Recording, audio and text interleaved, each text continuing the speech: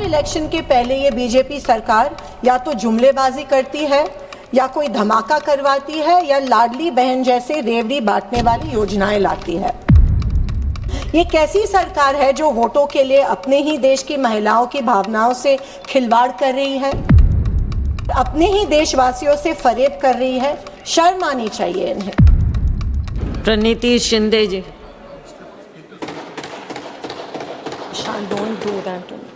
धन्यवाद सभापति महोदया, आपने मुझे इस बिल पे बोलने का अवसर दिया। सभापति महोदया, आज मैं सदन में एक ऐसे विधेयक पर बोलने के लिए खड़ी हूँ जो सिर्फ एक विधेयक नहीं है बल्कि इस देश की आधी आबादी की अस्मिता, अधिकार और अस्तित्व से जुड़ा हुआ एक विषय है। मैं आज महिला आरक्षण विधेयक 2023 पे बात करना चाहती हूँ। 23। मैं पहले ही स्पष्ट कर देना चाहती हूँ कि मैं ही नहीं, सारा विपक्ष इस बिल के पक्ष में है और महिलाओं को अपना हक और सम्मान ज़रूर मिलना चाहिए, ऐसा हम सबका मानना है। लोकतंत्र के इस मंदिर में महिलाओं को आरक्षण मिलना ही चाहिए और इसीलिए हम 2023 में इस विधेयक को पारित कराने के पक्ष में हैं। 2023 से हम ही थे जो ये विधेयक जल्द से जल्द लागू हो, इसके लिए आग्रही थे। लेकिन तब इस सरकार ने सेंसस 2027 की अनिवार्यता और इसके बाद होने वाली डीलिमिटेशन का कारण देते हुए उसे आगे ढकेला था। नए पेंच डालकर इसे लागू करने से ये सरकार 3 साल मुकरती रही और इसे टालती रही और आज अचानक इसी बिल को तत्काल पारित करने के लिए इतनी आतुर क्यों है?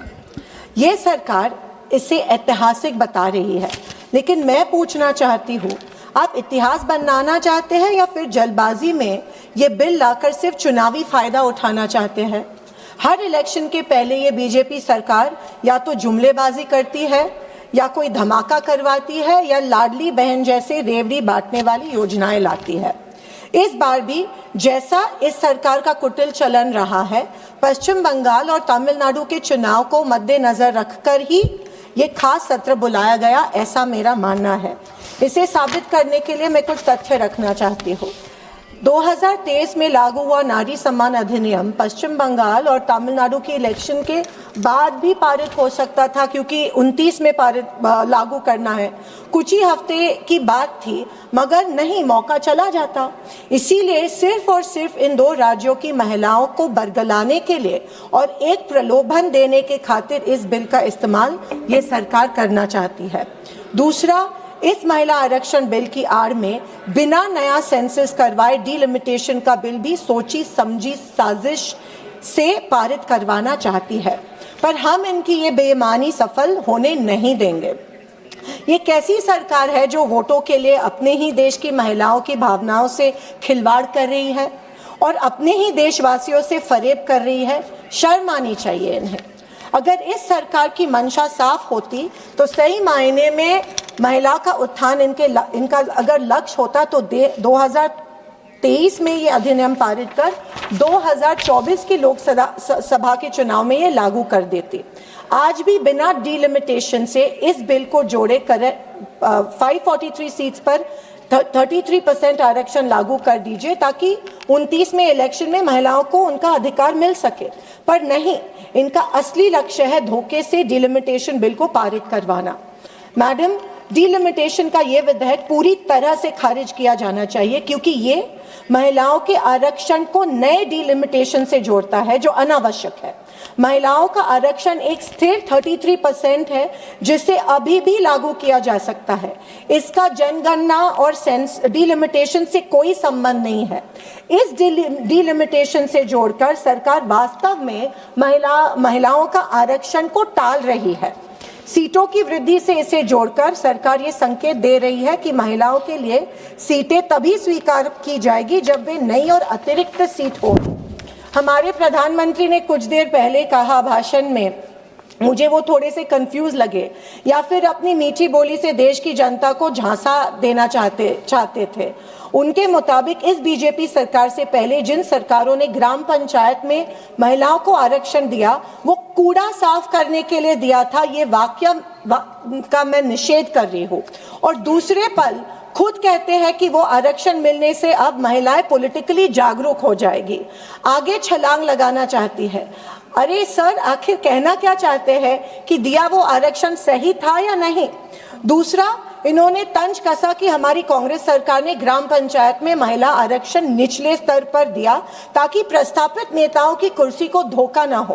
तो जनाब, मैं उनको पूछना चाहती हूँ कि आपने जब 50% इंक्रीज डिलिमिटेशन से रैंडम 50% जो सीटें बढ़ाई, उसमें ही महिला आरक्षण की सीट्स निपटा रहे हैं और अपने अन्य साथियों की सीट्स आप सेव कर रहे हैं। खैर, एक इंसान दुविधा मनस्थिति में तभी होता है जब वो सत्य को छोड़कर बात करता है, बहकाने वाले बातें करता है। और तो और, जब माननीय गृह मंत्री आंकड़ेवारी दे रहे थे तब उन्होंने सिर्फ सदर्न स्टेट्स की आंकड़ेवारी दी, लेकिन नॉर्दर्न स्टेट्स की आंकड़ेवारी नहीं दी, क्योंकि उनको पता था कि उनकी साजिश पकड़ी जाती। सभापति महोदया, महिलाओं के आरक्षण के 334A के अनुच्छेद डिलिमिटेशन से और भी अधिक सख्ती से जोड़ता है जितना कि 2023 का नारी शक्ति वंदन अधिनियम करता है। प्रस्तावित 334A(2) कहता है कि महिलाओं का आरक्षण 15 वर्ष के बाद समाप्त हो जाएगा जब तक कि संसद इसे बढ़ाने का निर्णय न ले। क्यों? महिलाओं का आरक्षण स्थायी होना चाहिए। यही नहीं, ये बीजेपी सरकार अफरा तफरी में लाए इस संशोधन द्वारा संविधान को कमजोर करने का घिनौना षड्यंत्र रच रही है। अगर ये पारित हो जाता तो डीलिमिटेशन के सारे फैसले डीलिमिटेशन कमीशन करेगा, जो इस आयोग का गठन गौरतलब से है, यही सरकार करेगी। इस एक कदम से डीलिमिटेशन मामले में संविधान संशोधन जरूरी रहेगा और ना ही विपक्ष। मैडम, मैं ये समझती हूँ कि डीलिमिटेशन की प्रक्रिया को बिना मौलिक, व्यवहारिक और गुणात्मक अवलोकन के लागू करवाने के भारत की एकता और अखंडता को खतरा पैदा हो सकता है। वोटों के लिए दुश्मन देशों पर सर्जिकल स्ट्राइक तो फिर भी मैं समझ सकती हूँ, ठीक है, पर ये तो वोटों के लिए अपने ही देश में सर्जिकल स्ट्राइक साबित हो सकता है। इसका थोड़ा एहसास रखना चाहिए। सभी राज्यों में लोकसभा की सीटों में रैंडमली 50% बढ़ोतरी करना चाहती है। सरकार की इस मनमानी वाले फैसलों से दक्षिण और छोटे राज्यों का लोकसभा में महत्व ना के बराबर रह जाएगा। बिना सेंसस और बिना सर्वदलीय विचार विनिमय डीलिमिटेशन का ये फैसला भारत के फेडरल स्ट्रक्चर पर बहुत बड़ा आघात हो सकता है, क्योंकि गिने चुने 3 या 4 बड़े राज्यों जहाँ पे इनकी सरकार है उनको फायदा हो सकता है और यहाँ पे सत्ता हासिल करना और आसान हो जाएगा। इसका परिणाम स्वरूप छोटे राज्य में डिटैचमेंट की धारणा बढ़ेगी और ये राज्य सेंट्रल फंड्स और स्कीम से दुर्लक्षित रह जाएंगे। बीजेपी की ये सरकार हर कदम पर संविधान को कमजोर बनाकर सत्ता से सारे सूत्र अपने हाथ में रखना चाहती है। लोकहित और इस देश की प्रजा और प्रजातंत्र से इन्हें कोई सरोकार नहीं है। इसीलिए इस सरकार से एक लोक प्रतिनिधि होने के हैसियत से ये गुजारिश कर रही हूँ कि डीलिमिटेशन जैसा जटिल फैसले को लाने से पहले सर्वपक्षीय चर्चा और विचार विनिमय होना चाहिए। और एक नारी होने के नाते सरकार को सचेत करना चाहूंगी कि आप अपने मतलब के लिए कृपया करके महिलाओं का इस्तेमाल करना बंद करें। और आखिर में सत्ता के नशे में चूर इस सरकार को यही कहना चाहूंगी, घमंड ना कर अपनी झूठी ताकत पर ए ना समझ, घमंड ना कर अपनी झूठी ताकत पर ए ना समझ, तुझसे पहले कई सिकंदर बिना निशान जमीन निगल चुकी है। धन्यवाद। जय नारी शक्ति, जय हिंद।